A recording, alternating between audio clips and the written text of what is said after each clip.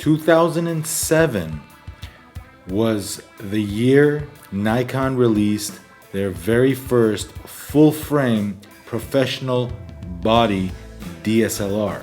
And that same year, the Nikon 14-24 f2.8G was introduced. And in this video, we are going to review it 14 years later. You guys ready? Let's rock and roll.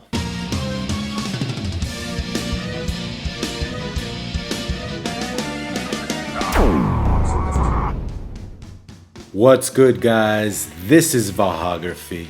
I'm Vahagan, your rock and roll photographer. Welcome to another lens review video. Today, the Nikon 14-24G f2.8 f-mount lens, an ultra-wide legendary piece of glass. Just like reviews on Vahography, we will be doing some sample images, video clips, going over the detailed specs of this ultra-wide lens. I will give you my thoughts. Who is this lens for? Type of photographers that own this lens and use this lens daily.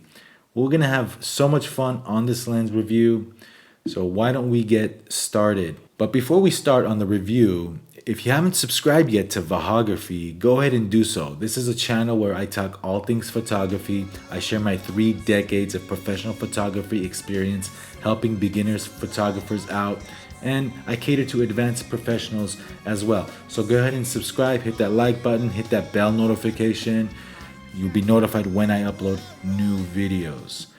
Okay, so the Nikon 14-24G f2.8. I remember when this lens just came out. When I just got my D3, I remember driving into Hollywood, California, pulling in, very excited, all the money in my pocket, walking into, I think it was Mel Pierce camera, Sammy's camera, I don't remember.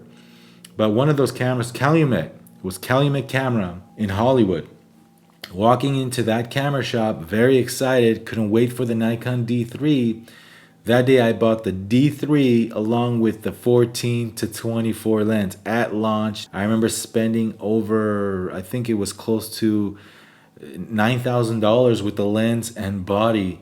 So I had the camera at launch, the D3, and the 14-24 was my very first full frame G lens that I actually bought for that D3. When I got home, I couldn't wait to use this guy, and it was just it was amazing. So I had this lens for a while. You can imagine it's gonna be 1.5 decades now since I own this piece of glass right here. Obviously, if you're a Nikon F mount shooter, there are other alternatives for you if you want to achieve that 14mm ultra wide perspective. This is a zoom lens, and it comes in handy when you want to do ultra wide and if you want to do 24mm, which I'll go through in detail later on in this video. However, it is not a light lens. It's quite heavy, and just look at that front element. Look at that front element, guys.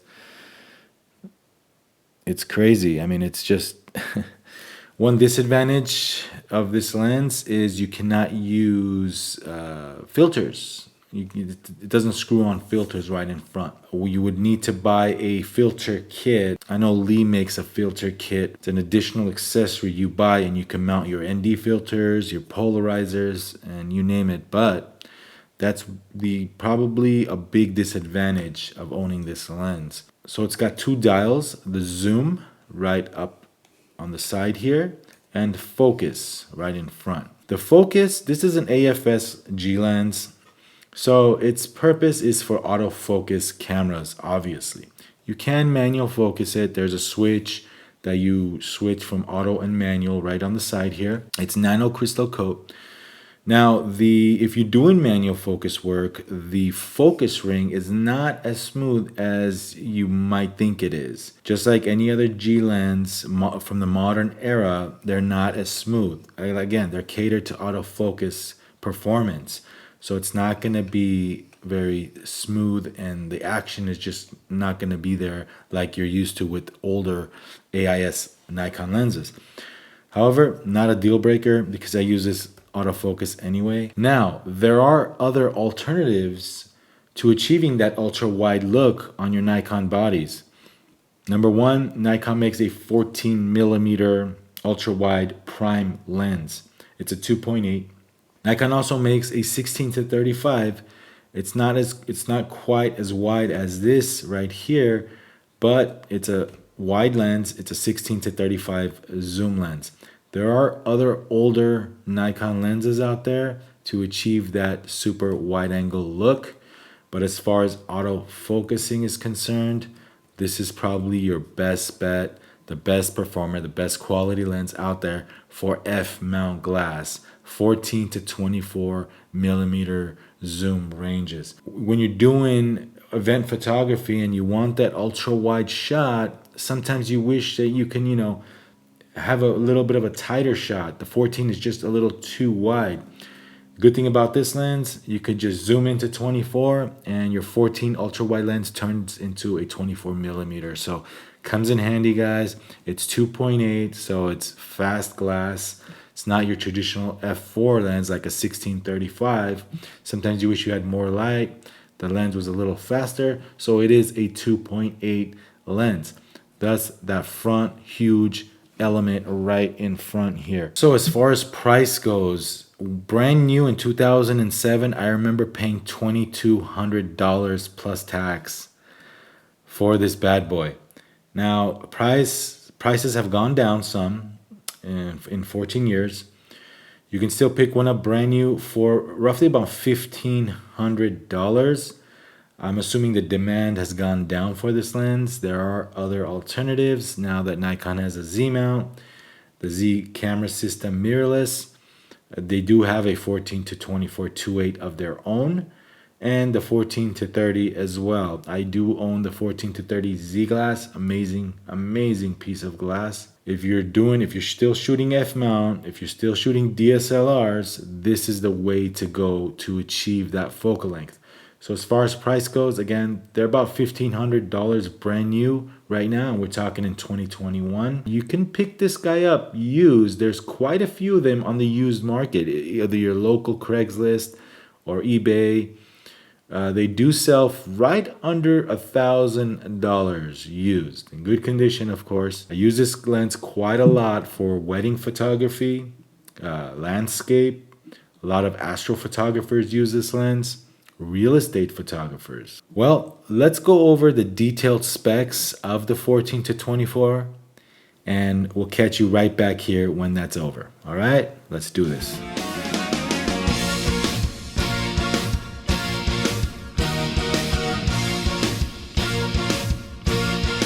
One very important factor when choosing a 14-24 to use in my photography are the lines. Are the lines straight? Obviously, when you use a fisheye lens or even the 16-35, you don't get straight lines. With the 14-24, it's a different story. Coupled with the fact that you're actually wider with this lens than the 16-35, it makes choosing this lens a very easy decision. I own both the 16mm fisheye and the 16-35 f4 Nikon lens, and the difference, yes, this lens is top heavy. There's a lot of glass elements inside, but one could argue, why even compare those three lenses together? There are three different types of lenses. Well, study shows that photographers choose those three Nikon lenses when it comes to choosing something wider than their standard 24-70 zoom lens. So if I was in the market to getting my very first super wide angle lens, I would probably choose this 14-24 for my F mount camera. So all you videographers out there, in case you're wondering what kind of look this lens can produce on a Nikon DSLR, that camera right there, the D850, the one I'm looking at. So I set the 105 on the D850 to do B-roll on this segment, this review, but I'll switch the lenses and show you what this lens is good for in this type of environment. So let's do that. Okay, just swap lenses on the D850, put the 14 to 24G on. So as you can see, this lens comes in handy. All you video shooters doing B-roll, you just want a nice ultra wide angle of view. If you have multiple cameras going on in an interview, or you wedding videographers, it works like a charm. It's a great lens, gives a great effect. Now the downside using this lens on a DSLR, obviously you know that Nikon DSLRs, their autofocus is pretty much non-existent, and you cannot autofocus. You can autofocus on, let's say, a D850 like that one. However, it's not gonna be great. It's not gonna be smooth. It's gonna haunt all the time back and forth. It's just not usable. But on a Z6, maybe. On a Z6, it performs much better with the FTZ adapter. It's not quite perfect like the 14 to 30 is while doing video. You know, it tends to haunt just a little bit with the FTZ adapter as well. Really, you know, what can you ask for? This lens is not made to use with an FTZ adapter and doing video and wanting smooth autofocus. That lens is not built for that. So pretty much this lens, you know, that it's used for astrophotography, real estate, wedding photography, landscape. It's not really meant to do autofocus video. If you need B-roll and you have a static shot and you can set the manual focus, or if you have somebody setting the focus for you and controlling manual focus shots, it's doable. It works like a charm. So it's all on how you're gonna be using this lens. So. All right, everyone. So right now we're gonna try to mimic real estate photographers. I'm not a real estate photographer, but I'll try to see what I can do here. Showing you guys what this lens can do, the 14 to 24G. So I got my tripod here, Nikon D850, and the lens we're reviewing. I'm gonna do a very slow shutter speed, and we'll use the ability of the D850 ISO 64, so we could have as much dynamic range as possible. So see what this thing can do with real estate photography shots. So, full disclosure, guys, I am no real estate photographer. However, these images will give you a better idea of what this lens can do. Here's shot at 14 millimeters. You have the same image cropped in so you could see the quality. Here's an image at 14 millimeters, and without changing the camera position, I zoomed it into 24 so you could see the difference in focal length when you zoom in. Same image cropped in so you could see in detail. Now pay attention to this image. This is at 14 millimeters. Pay attention to the corners. Look how straight the lines are. I'm gonna crop it in here. Look how good this lens performs. Quick note again, guys, when you're doing real estate photography, live view is important. Tripod, obviously. Like I said, live view just helps you compose the shot and, you know, get all the settings right. And then obviously what I do is I take it out of live view and then I shoot a slow exposure type shot. Here's another example of a 14 millimeter image and a 24 millimeter image, same position with the tripod. Have I told you how much I enjoy making these reviews for you guys? But it's very important to get your daily exercise in. So after I do these sample images, that looks very tempting. I'm gonna be taking a swim.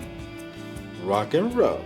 Now before I shoot these pool shots, an ideal way of shooting real estate indoors is doing 3 exposures. Expose for the outside, the middle, and the inside. Stack them up in Photoshop, and voila, you have a perfectly exposed real estate shot. So now I'm gonna do a few sample images so you guys see the difference from 14 millimeters to 24 millimeters. This pool looks very tempting. Jump in right now. It's about 90 degrees here. And I'll be doing just that after I take these images. So first couple images at 14 millimeters, and I'll zoom into 24, take a couple of shots with that. So you see the quality of this lens. All the sample images you're watching on the screen are all shot at ISO 64 on the Nikon D850. Very minimal editing in Lightroom. Now, for a better perspective on how wide this 14mm lens is, I took this picture aiming it towards my feet, and there you go. Now, for all you videographers that are curious about this lens, here's some footage I shot, D850 4K at 30p with the 14-24G lens.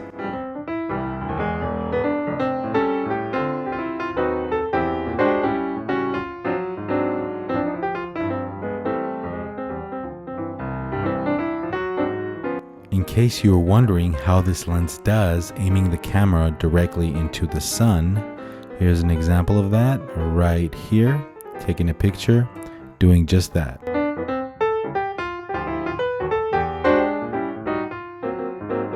Another key factor in choosing a lens like this is how well it close focuses and how the bokeh looks at 2.8 when you're close focusing. Here's an example at 24mm, 2.8. Zoom in here so you can see the detail. Here's another example at 14mm close focus at 2.8 on the leaves. I'm going to zoom in here, and here's another example at 5.6.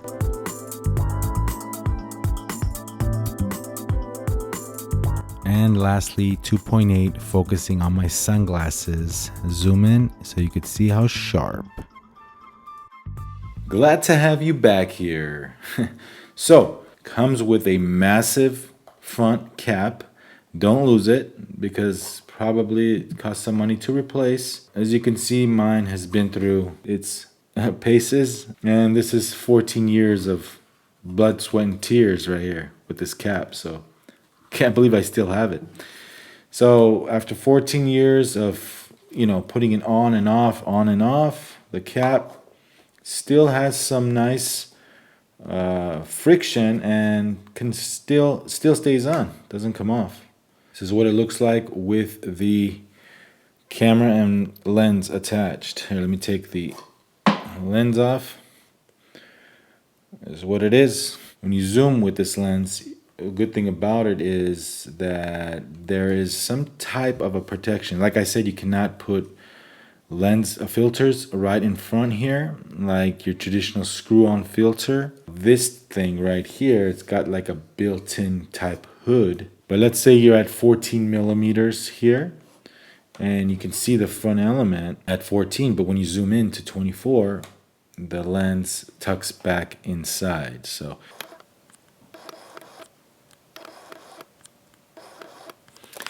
AFS. This lens has a feature called AS. What that stands for is, wait, hold on. I want to get this right because according to Nikon USA, AS stands for a spherical lens element. This type of lens utilizes non-spherical surfaces on either one or both sides of the glass in order to eliminate certain types of lens aberration. So a lot of photographers use this lens and they swear by it, including me.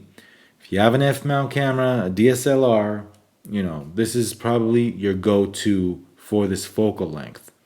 Now, a lot of non-Nikon shooters, you'd be surprised, and I have buddies that use Canon, they actually switched the mounts. They got a Canon mount and did the surgical operation on the lens and actually, change it to a Canon mount, and they use this lens on a Canon mount, on a Canon camera.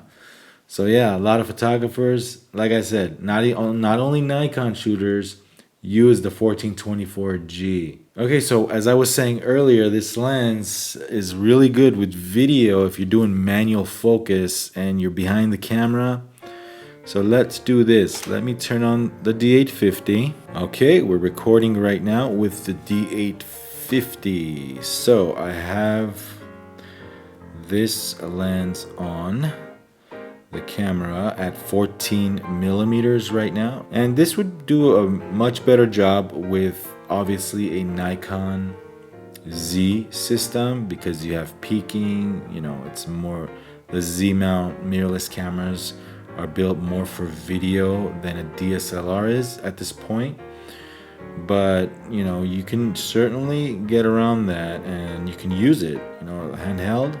Obviously the D850 does not have IBIS, nor does this lens right here, does not have VR. And the same scene, I'm gonna go ahead and zoom out to 14. Let's see what we got here. Microphone test, remember these? Okay, so let me go ahead and bust up the ISO here. So we can get a little more light in the shot. There we go. This is close focus right here. So close focusing at 2.8, close focus. And it's a little difficult with the DSLR. Like I said, there's no peaking, there's nothing like that. I can zoom in with the dials and fine tune my focus. 14, 24, 2.8, and 14.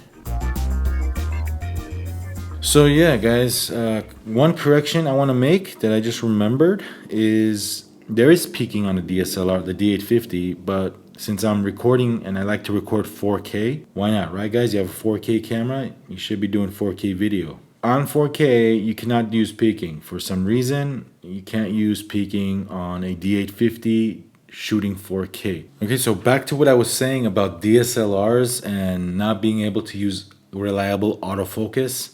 We're gonna put that to the test with this lens. So I'm gonna do autofocus. I'm gonna switch it to autofocus here.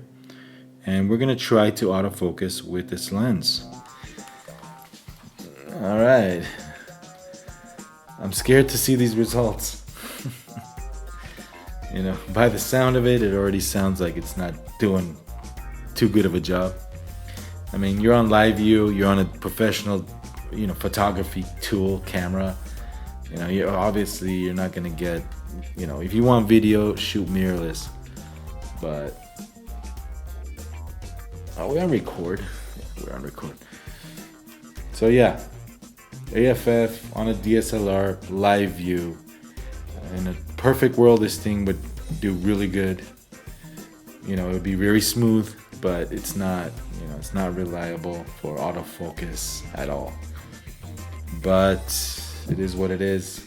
We need peaking at 4K, Nikon. We need peaking at 4K. So, hey, 1424 right here, handheld.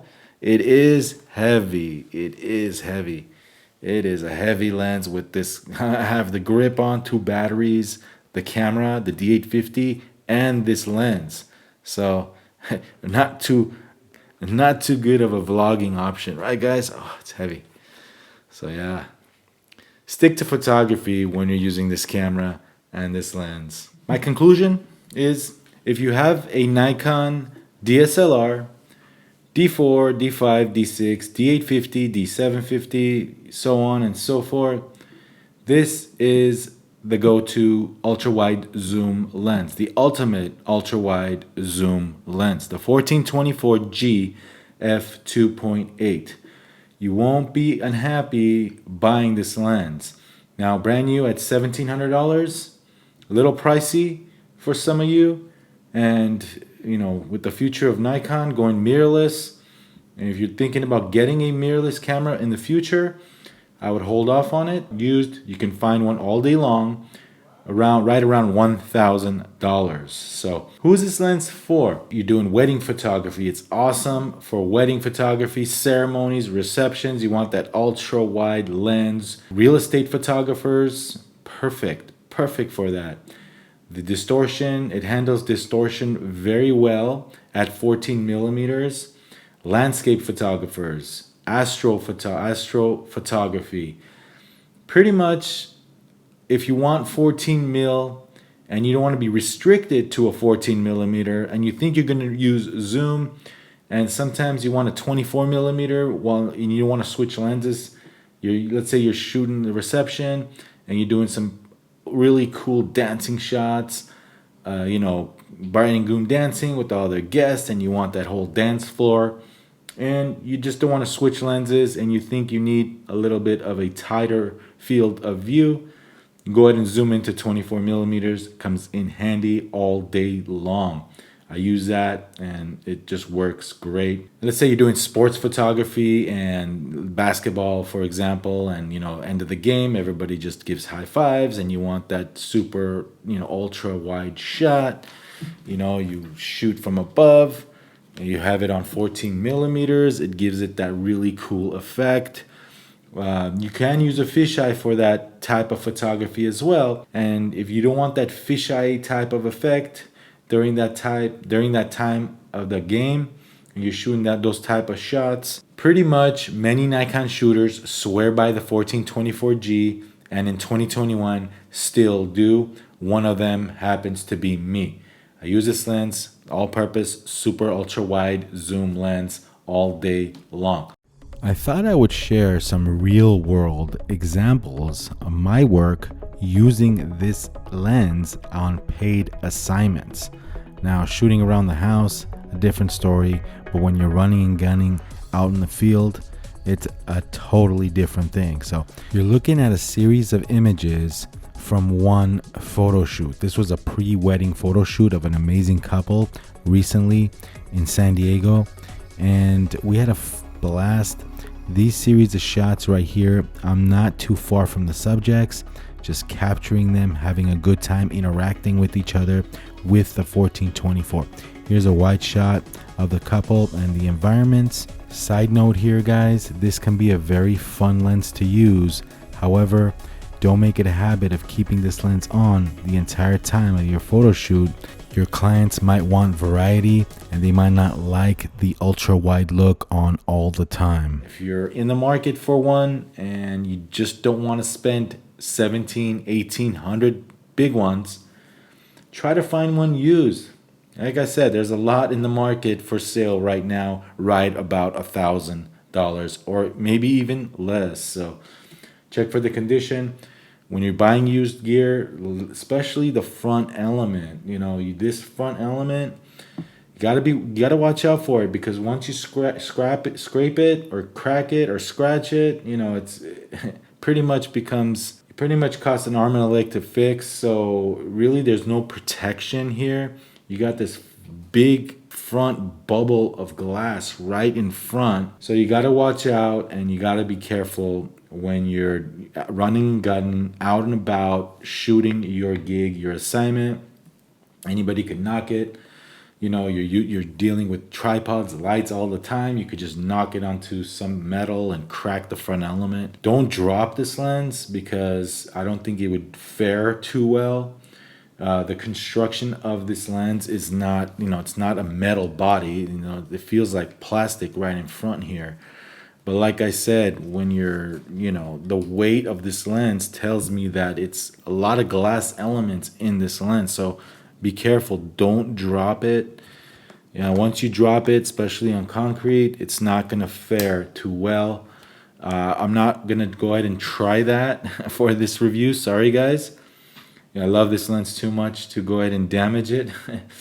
But it is weather sealed. It does a great job focusing, fast focus, autofocus, silent focus. Leave me a comment down below. Let me know what you think of the 14-24 if you own this lens, and your experiences so far using it.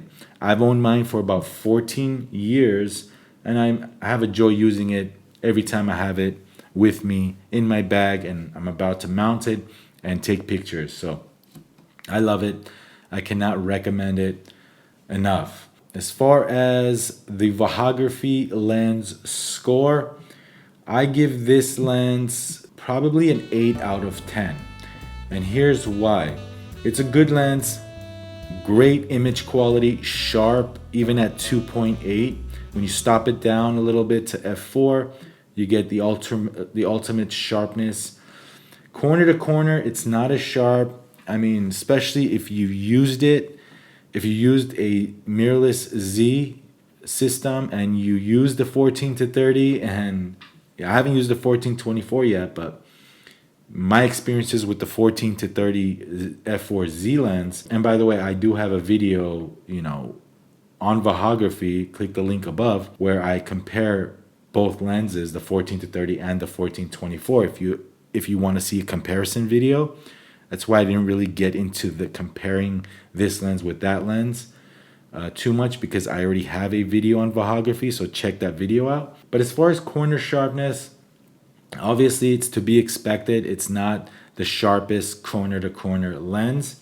It does a really good job as far as lens distortion goes at 14 millimeters. I would have liked to see it just a little more sharp than what I've experienced. And also the ability to not screw on filters quite easily. I think sometimes, especially if you want ND filters out and about when you're doing landscape, I would have loved something much more easier to adapt filters to.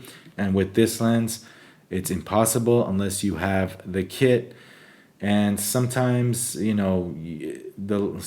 the less accessories you take out in the field with you, the better. So you're gonna have to take that extra kit. You have to buy that extra housing just to use filters on this lens. So it's a rockin' lens. It's an awesome lens, but it's not a perfect lens. But it does a good job for what it is, for photography reasons, for photography gigs.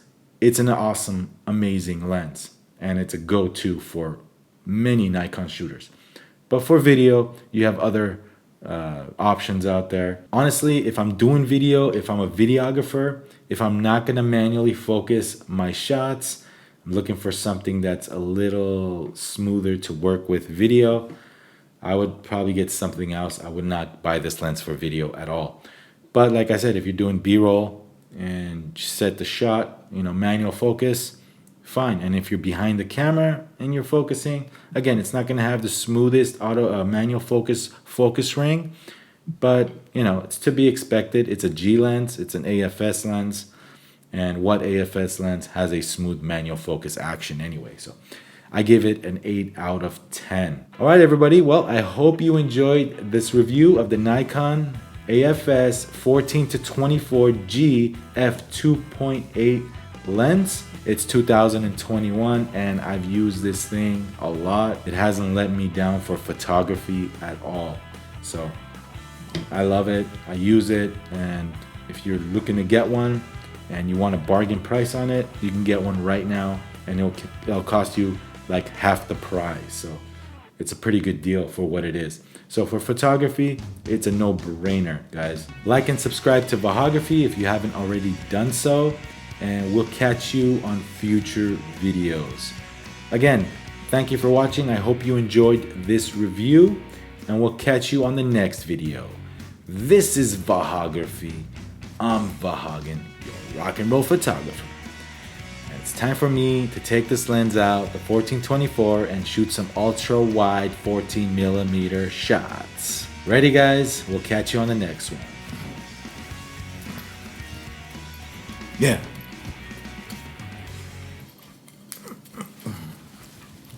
Rock and roll.